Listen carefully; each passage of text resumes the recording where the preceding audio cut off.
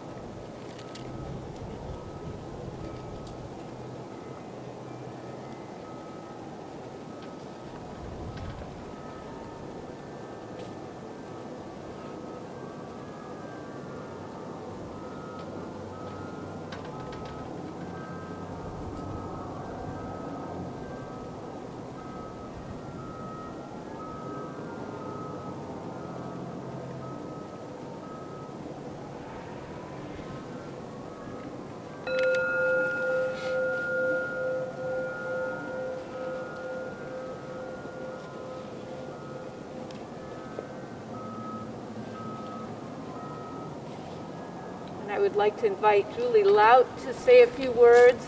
This was originally her vision, and we have been working together to make this possible. And so please, Julie, share what you want to share. Thank you. Thank you all for being here this morning. And I have spent the last 10 months, like all of you, watching from home as we lost people throughout the country and around the world to this great unknown. And I know how much it has broken people's hearts. And then at the end of November, we lost my mother-in-law to COVID in Colorado. And that loss would have been devastating at any time, but it was made so much more painful given the fact that we could not go to her. My husband could not go see his parents. And there's no way to have a funeral where we could gather and share memories and things just the way that you would. And so when Florence and I were talking about that and other challenges that we are all facing within this moment, we sort of started talking about the idea of having a place outdoors that people could see and visit, and a tangible way for us to acknowledge what has been lost, because we have had the opposite of compassionate leadership at the federal level. We've had, until today, there's been no call for a national day of mourning, any moment for us to pause and reflect on what we've lost. I know we're still in the middle of it and we will lose more, but that doesn't mean that we should wait. I really believe strongly that we need to start the process of community coming together the best that we can now to support one another. And when we were brainstorming what to name the memorial, I thought of this piece from Mary Oliver that is always pinned up in my office, and it says, "I tell you this to break your heart, by which I mean only that it break open and never close again to the rest of the world." So I think of this as a way to take our heartbreak, but allow us to open up that heartbreak and bring in together all of the things that we need. So I was so excited that the church, under Brian's leadership, helped fund the supplies that we needed. We had volunteers from the church actually assemble the hearts for us. And then yesterday, our youth group came and actually installed the memorial. And we hope that it is the beginning of the process of healing and mourning that we're going to need to do here in our community. And I can't tell you how thrilled I am that representatives of leadership from across this community have come here today to join me in this process. So thank you. Good morning. My name is Julie Pride, and I have the great honor of serving as the administrator for Champaign-Urbana Public Health District. This has been a very challenging year for so many in our community. Nothing has been normal since March of 2020. We have had to find new ways to work, learn, communicate, worship, interact, and engage. We have had to deal with uncertainty, anxiety, depression, and loss. We have had persons who are barely able to feed their families and others who have stepped up to help feed them. We have had people struggling to pay their rent and utilities, and groups, organizations, agency, and the faith-based community step in to assist. We have seen people struggle with the anxiety and depression that comes from isolation, and we have seen creative ways emerge for people to engage. To date, our community has lost 102 persons to COVID-19. These are individuals who had families, friends, colleagues, and neighbors who are now left to grieve their loss, often in isolation. We also know that there are many who have had family, friends, colleagues, and others die in other parts of the country, state, and world, and they too are left to grieve alone. We also know that sadly there will be more deaths in our community before this pandemic is brought under control. We are at a time of some hope during this pandemic, however, as the vaccinations have begun. We are working as fast as we can with all of our community partners to get the vaccines out as soon as possible. We encourage everyone in our community to continue the hard work of prevention. Please keep masking, distancing, hand washing, and not gathering until it is safe to do so. We want everyone to get to the end of this pandemic with us. Also, please take the vaccination as soon as it becomes available to you. Please continue to protect yourselves and help those who need assistance, whether emotional, spiritual, or financial. We are a community that cares, and that has never been more evident than since this pandemic began. Good morning. I'm Mayor Diane Marlin from the city of Urbana. Today we gather on a national day of mourning to honor those 102 souls who lost their lives to COVID-19. Each heart here represents a person who was part of the rich tapestry of life in Champaign County. Each heart stands for unlived years. Each heart represents family and friends who now grieve their loss and cherish their memories. And they've had to do this without being able to gather in person and comfort one another in traditional ways. That isolation is one of the worst cruelties of a disease that has no end of cruelties. So this Open Heart Memorial is one way we can let you, the community, know that this community cares. And I thank Reverend Florence Capello, Dr. Julie Lout, the board and congregation of the Unitarian Universalist Church here in Urbana. So about a year ago, we started on a journey through a deadly pandemic. No one could have predicted just how heartless the federal response to this disease would be. But what I did know from the very beginning was that our strong network of local governments, together with the CU Public Health District, the University of Illinois, healthcare partners, the faith community, social service organizations, business leaders, and members of the community would rise to the occasion. And that was done by opening hearts with compassion and opening our minds to innovation and creativity. We are all committed to ending this pandemic with a recovery that leaves no one behind. This past weekend, we honored the legacy of Reverend Dr. Martin Luther King Jr.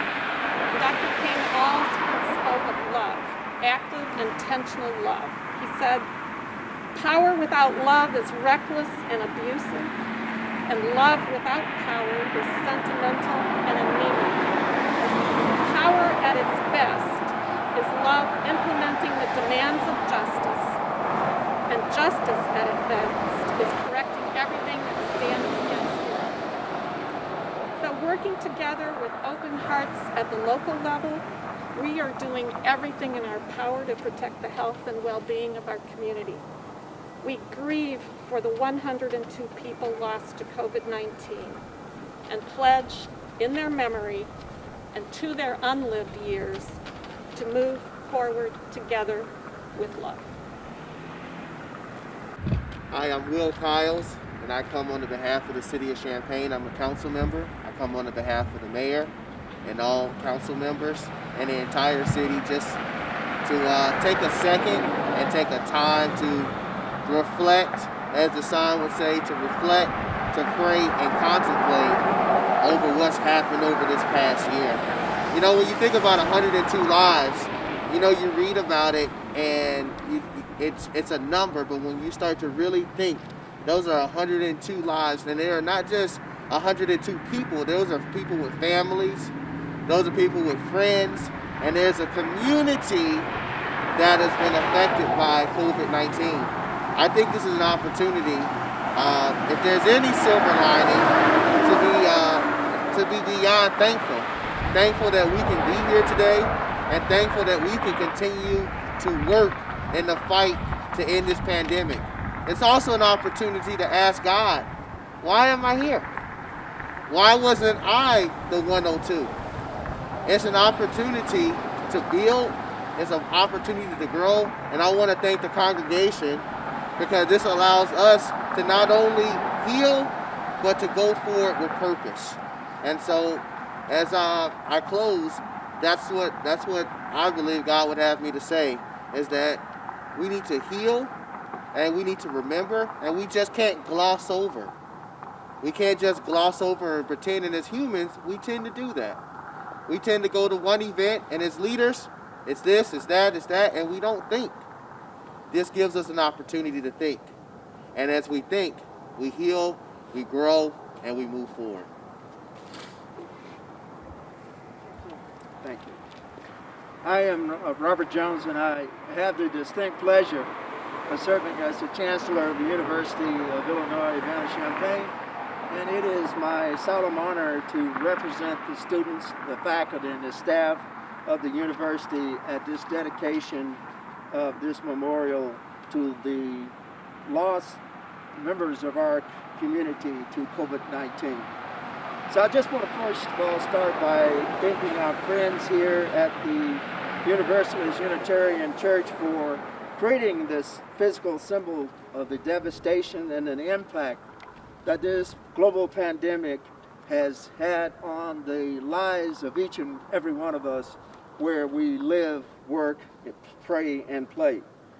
This memorial and these hearts that are planted in the ground are a particularly significant and moving symbol for those of us who have lost folks not only in this community, but the personal loss of friends and families.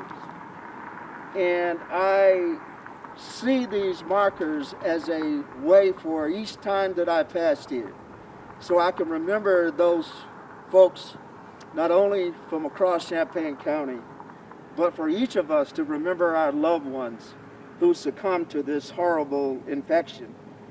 And it will provide an opportunity for us to see their faces and hear their voices each time we pass this place.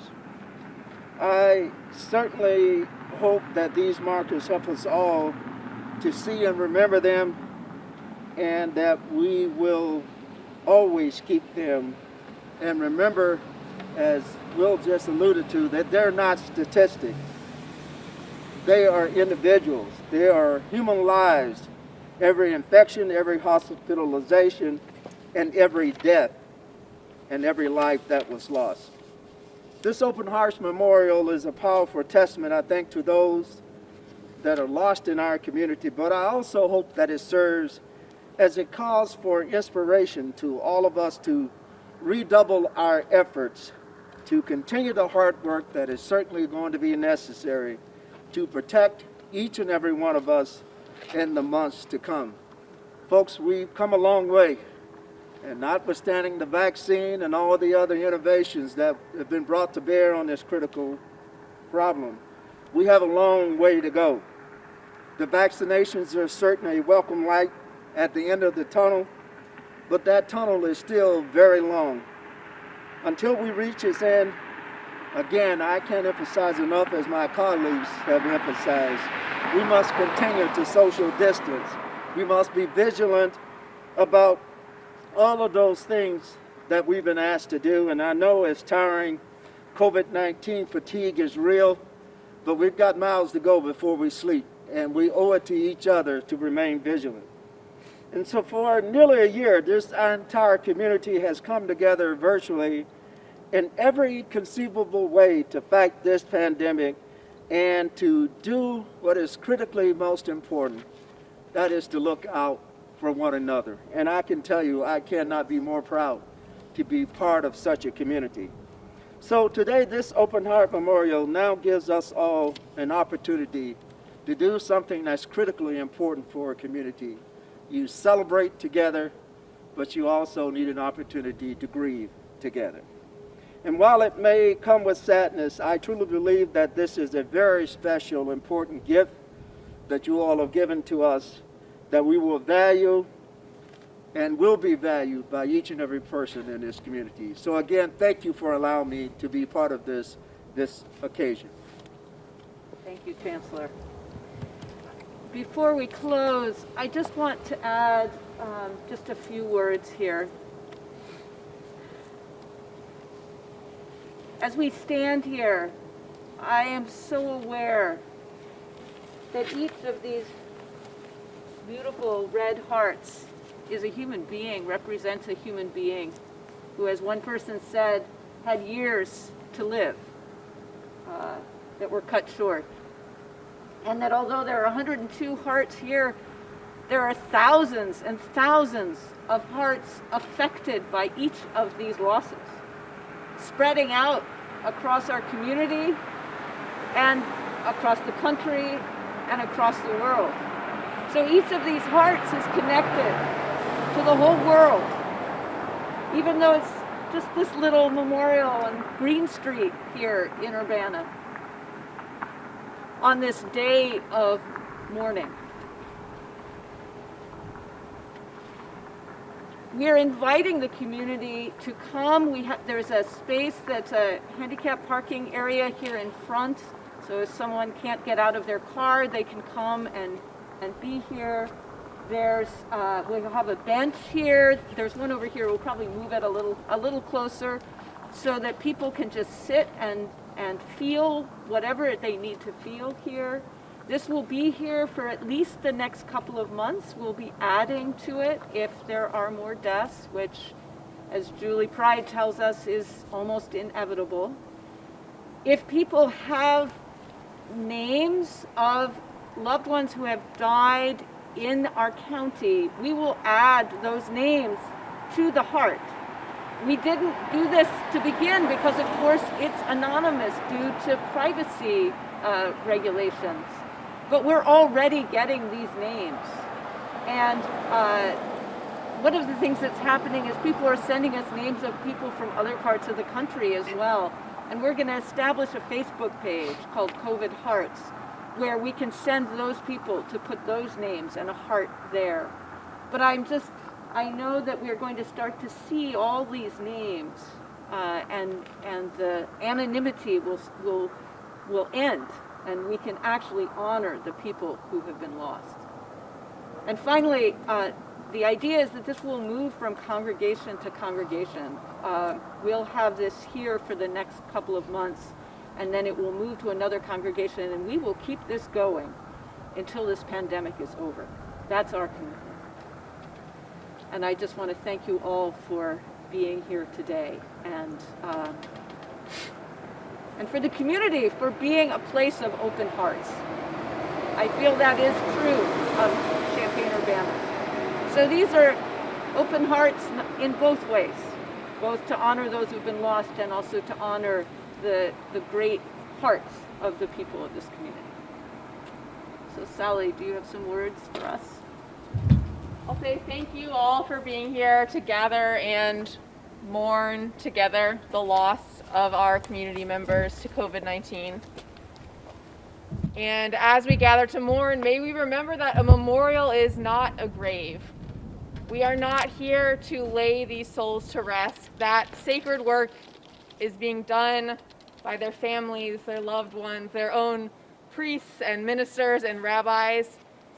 We are here to remember them, to keep their memories alive, and to make the promise that we will act according to their value and their beloved place in our hearts.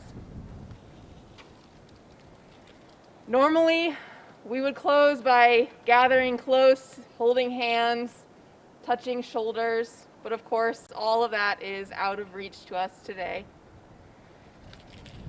So I'll ask you instead to enter into a prayerful state of mind, whatever that means to you.